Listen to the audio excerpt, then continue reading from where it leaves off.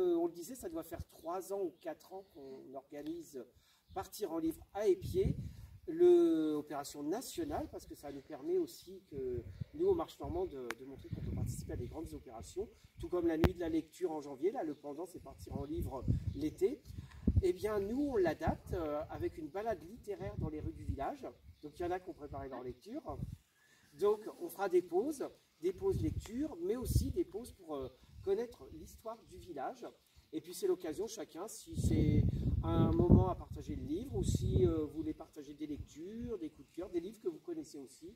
Voilà, on est là aussi pour le partage, raconter des anecdotes tous ensemble. Donc, on va faire ce petit tour du village tous ensemble, sous le signe de Partir en livre. C'est parti. Exactement. Donc, je te laisse la parole. Voilà, en fait, je ne vais pas faire de lecture, mais je vais vous parler d'un livre que j'ai énormément aimé, c'est Sissi, impératrice d'Autriche de Jean Descartes. C'est un journaliste qui est également historien, et c'est vrai que je me passionne donc en effet pour la cour d'Autriche. Voilà. Donc c'est très documenté, et dedans, en plus, on parle de l'affaire Rodolphe à Mayerling, le fameux suicide, qui n'en est peut-être pas un. Voilà. Donc en fait, Jean Descartes a eu la chance de rencontrer, de pouvoir interviewer en fait, la dernière impératrice en fait, d'Autriche, l'impératrice Zita, qui est décédée en 1989, et donc elle lui a fait des révélations, etc. Et il faut attendre la fin du livre pour connaître voilà, ce qu'elle lui a relaté. Voilà. Donc vraiment, j'aime beaucoup Jean Descartes, j'ai eu l'occasion de le rencontrer plusieurs fois, donc voilà. Petit coup de cœur, voilà, je voulais en parler. Voilà. Très bien. Et on va prendre ton partage. Petit partage, voilà. Oui, mais petit partage qui va nous amener sur une piste historique. On a la mairie d'Épied. La mairie d'Épied, il y a la mairie d'Épied inaugurée en 1883. Et vous voyez, une mairie typique, comme on en voit beaucoup avec ses briques. Voilà. Mais par contre, la particularité, c'est qu'elle a la plaque qui nous annonce qu'on est sur la place Henri IV. Cette place Henri IV a été nommée ainsi seulement en 1990. Et pourquoi? Parce qu'en 1990, on a célébré le quadricentenaire de la bataille d'Ivry, 1590-1990. Et c'est ainsi que la place autour de nous, qui n'avait pas de nom, est devenue place Henri IV en 1990. Et juste à côté de la porte, on a le blason du village. Alors, le blason du village, on trouve tout ce qui symbolise notre commune. On a l'obélisque qui nous rappelle donc cette bataille. On a de chaque côté deux coquilles Saint-Jacques, pardon. Et bien tout simplement, vous allez voir, on va se rendre du côté de l'église et vous allez découvrir pourquoi on a deux coquilles Saint-Jacques sur ce blason. Et puis de chaque côté, des poiriers. Pourquoi des poiriers? Puisque le 14 mars 1590, Henri IV s'est reposé sous des poiriers à l'issue de la bataille. Donc voilà, vous avez l'explication du blason d'Épied. Donc voilà. Oui, vous avez la parole. Dans vos contextes, on dit qu'il s'est reposé sur des poiriers en fleurs au mois de mars. Alors déjà, est-ce qu'il s'est reposé? Oui. Voilà, déjà, est-ce qu'il s'est reposé? On dit qu'il s'est reposé sous 3 poiriers en fleurs. Des poiriers en fleurs au mois de mars, j'ai des gros doutes. À Épied, alors il faut savoir qu'il y avait, la plaine était recouverte d'arbres, dont des poiriers. Donc forcément, à l'issue des combats, il s'est très certainement reposé sous des poiriers. Dire qu'ils étaient en fleurs, là c'est toute la légende qui en paraît la chose. Voilà. Il a certainement fait une pause à l'issue de la bataille à cet endroit-là. En dire plus, on n'a rien de l'époque qui nous permet d'en dire plus. Voilà. Tout ce qu'on en sait, on en a déjà parlé plusieurs fois, c'est qu'effectivement la bataille s'est déroulée sur un territoire des environs d'Ivry aux environs de Saint-André. Citer exactement les lieux, on a quelques petits endroits, oui, mais l'ensemble, non, on n'a vraiment pas de décrit tangible qui va vraiment nous décrire le déroulé, et encore moins sur la sieste du roi sous les poiriers. Ça fait partie de la grande histoire. Et quand il y a des gravures qui existent de cette bataille, la première gravure a été faite un siècle après la bataille. Donc en fait, là aussi, visuellement, il n'y a pas eu un témoin de l'époque qui a fait un dessin, une gravure. Donc tout est basé sur du témoignage. Donc la part à la légende. Et on va se diriger vers l'église. Un survivant, c'est le point de départ de sa carrière, une carrière immense, parce qu'il est vraiment très très connu, il est bien plus connu qu'en France. Donc ça aussi. Il va continuer à publier des ouvrages, collaborer avec des grands scénaristes pour des films également. Donc voilà, comme je rappelle, il y a quelques années, nous avons organisé avec les Marchands Mondes un hommage. Et ben cet hommage, on a été submergé de témoignages et aussi de fan clubs, parce qu'il y a des fan clubs à travers le monde. Et on a eu affaire à des fan clubs des États-Unis qui se sont manifestés, qui nous ont contactés pour avoir des renseignements sur cette personne. Donc Stéphane Vull, on verra mieux sa maison en ressortant, et puis on a sa tombe juste au pied de l'église. Donc voilà, il est enterré ici. Et alors, pendant qu'on fait une pause historique, je vais vous amener un peu plus vers admirer le paysage, parce qu'on a les tournesols hein, quand même, c'est beau. Hein. Souvent, on se préoccupe de l'église, mais je vais vous inviter à vous approcher du calvaire. Et le calvaire, eh bien, présente une particularité. Regardez ce morceau de pierre. Voilà, tout à fait, tout à fait.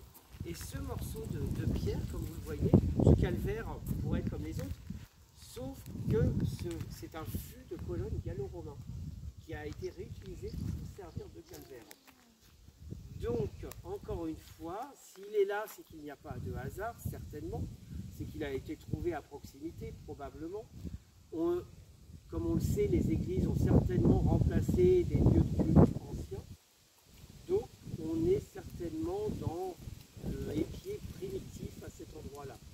Donc, ce morceau de colonne devait être un lieu de culte à l'époque gallo-romaine. Alors, ça a été attesté. Hein. Voilà, je ne pars pas sur des choses que j'ai... Voilà, il y a des archéologues qui nous l'ont attesté. Et l'autre preuve, on va y aller après, c'est la mare qui se situe à l'extérieur du village. Ben, la mare, en fait, c'est une source. Donc tout collerait, on est maintes fois remanié parce qu'on devine aussi qu'il devait y avoir certainement une fenêtre à cet endroit-là. On retrouve une autre première porte. Bon, ça a été vraiment remanié maintes et maintes fois. La base a été aussi remaniée parce qu'il y a des gros blocs blancs qu'on resurmonte de silex. Il n'y a rien de cohérent. Là, on construit, on reconstruit. Il y a même des morceaux de tuiles dans le mur. Il y a eu à une époque aussi un enduit. Donc vous voyez, et parmi les grosses pierres, regardez juste à l'angle, quand on a la poterie, vous voyez, on prend tout, cette pierre-là, et juste à l'angle, une énorme pierre qui fait juste en dessous la poutre de la charpente. Donc vous voyez, que du réemploi, et puis alors imaginez pour le montage de tout ça.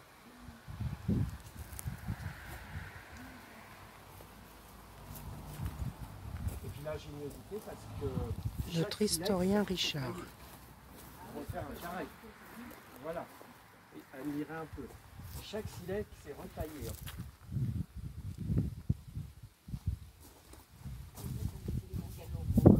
Probablement qui ont été réutilisés. Probablement. Sens. Mais là, voilà. Et sont inversés. On n'est définitivement pas sur le chemin de Saint-Jacques. Contrairement à la Boissière, juste à côté, à 2 km. Qui est sur le chemin de Saint-Jacques. Et sur son église, les coquilles sont dans l'autre sens. Alors, admirez le travail. Voilà, on a un travail magnifique de sculpture dans du bois plein. C'est vraiment, voilà, c'est extraordinaire.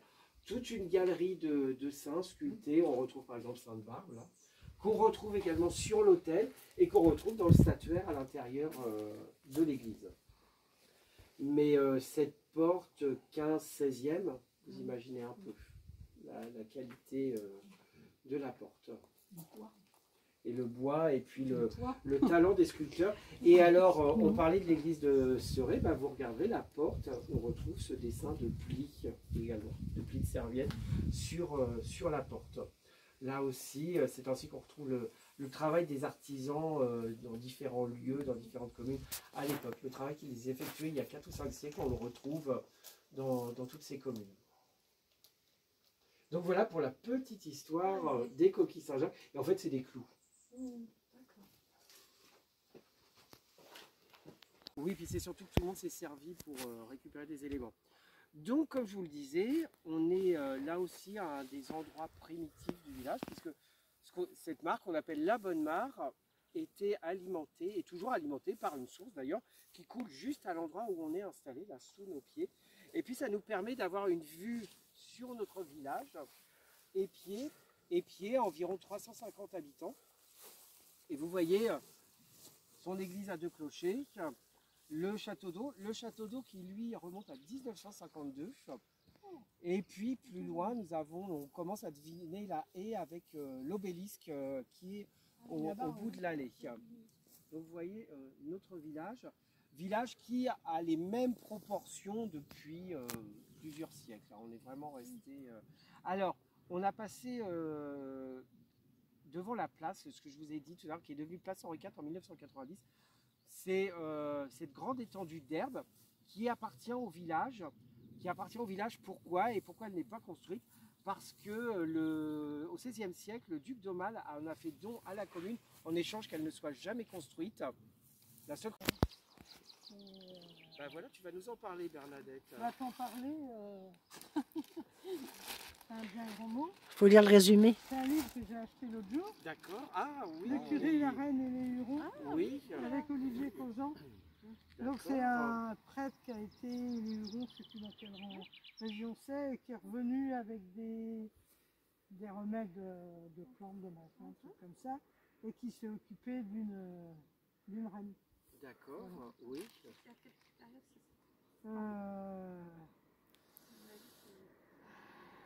La reine mère,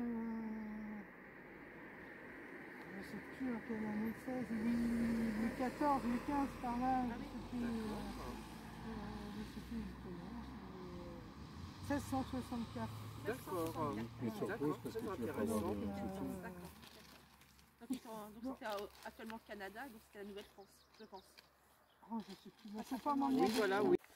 Alors, ben moi, c'est quelqu'un que j'adore. Après, bon, c'est un peu fleur bleue, c'est Aurélie Valeuil. Donc, c'est son dernier, La Fugue. Alors, je le commence tout juste aussi, donc du coup, je lis juste le petit résumé. On a tous un jour eu envie de partir, de claquer la porte et de tout quitter. Inès, mariée de 2 enfants, arrivée à la moitié de sa vie, se sent arrivée nulle part. Elle porte une guerre subie et on l'oublie. Emprisonnée dans une existence qui ne lui correspond plus, un jour elle part. Voilà. Donc dans la solitude d'une nature sauvage, elle trouve un lieu à elle, une maison, où le temps semble s'être arrêté et qu'elle décide de retaper. En pensant les cicatrices de la maison, Inès va commencer à soigner les siennes. Voilà. Donc bon, c'est un petit roman voilà, assez... Le destin d'une vache qui ne voulait pas finir en steak haché.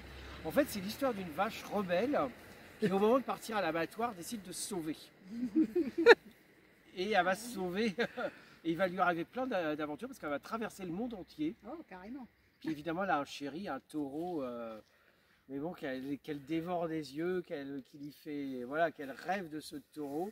Mais elle va découvrir, par contre, elle va partir en Inde, où évidemment, c'est une vache sacrée. Enfin voilà, elle va prendre l'avion, le bateau, il va y arriver des tas d'aventures. C'est vraiment. Et en fait, elle raconte son récit de voyage à travers le monde pour échapper à l'abattoir. Donc une vache rebelle, et c'est excellent. Vraiment, si vous voulez passer un bon moment, oh là, ça fait du bien. Il y en a un autre que j'ai lu du même auteur. Paraît-il, un lointain pays où les vaches sont sacrées, un pays où Lol et ses semblables pourraient vivre d'amour et d'herbes fraîches. Ce pays, c'est l'Inde. Des pâturages allemands à l'ouest américain jusqu'à l'Himalaya, Lol et ses amis entreprennent un voyage périlleux. Parce que dans sa fuite, en plus, elle va entraîner des copines. Donc vous imaginez un peu, mais c'est excellent. C'est vraiment... voilà, ça fait du bien, c'est une bonne dose de bonne humeur. C'est mieux qu'un Xanax. Donc, ah oui, tout à fait. Donc, à découvrir, voilà, le fabuleux destin d'une vache qui ne voulait pas finir en steak haché. Je vous le recommande. C'est vraiment. D'un été avec Alexandre Dumas de Jean-Christophe Ruffin.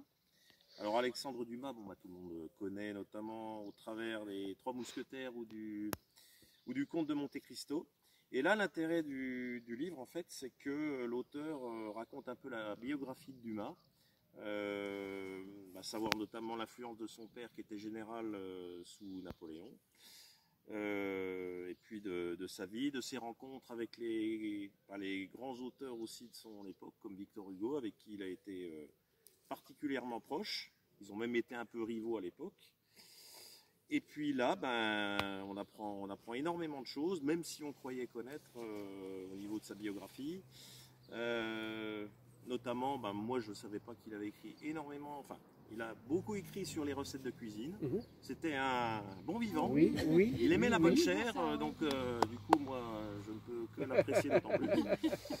Je vais vous lire la 4e de couverture, hein, j'ai pas un passage précis. Alors, Dumas, c'est la vie, écrivait George Sand. Né en 1802, il a connu 2 empereurs, 3 rois et autant de révolutions.